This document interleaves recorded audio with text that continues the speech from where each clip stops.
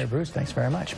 George, now to the Russia investigation and President Trump's son-in-law and top advisor Jared Kushner caught in the crosshairs. Our chief investigative correspondent Brian Ross is here with us. And Brian, your team tracked down the Russian banker who met with Kushner.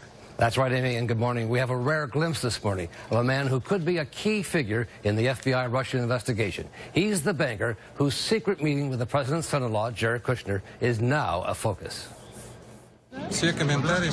We found him back in Russia at a conference in St. Petersburg.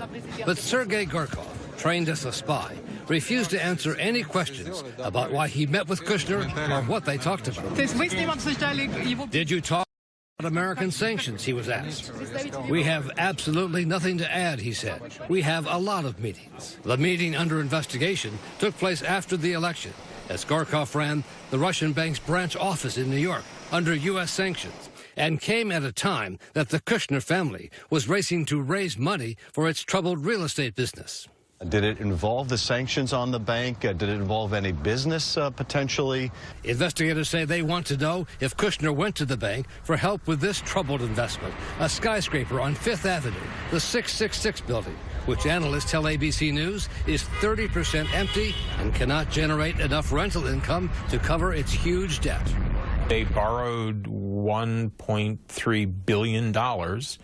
That loan has to be paid back in 2 years. The White House says the meeting between Kushner and Gorkov was about U.S.-Russia relations and arranged by the Russian ambassador.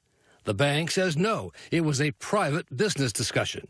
This has conflict of interest written all over it. I think it's a huge problem for Kushner to be in a situation where his White House portfolio essentially allows him to have liaison with all sorts of corporate and financial institutions. The Russian banker Gorkov could answer many of the questions the FBI and Congress are asking. But as of now, he's trying hard to stay out of the spotlight, giving us what in Russian is called Otmaknutsa, the Stonewall. Kushner continues to hold a top-secret clearance and work in the White House. His lawyers say he'd be glad to testify before Congress and answer any questions. George? Okay, Brian, thanks very much. Let's talk about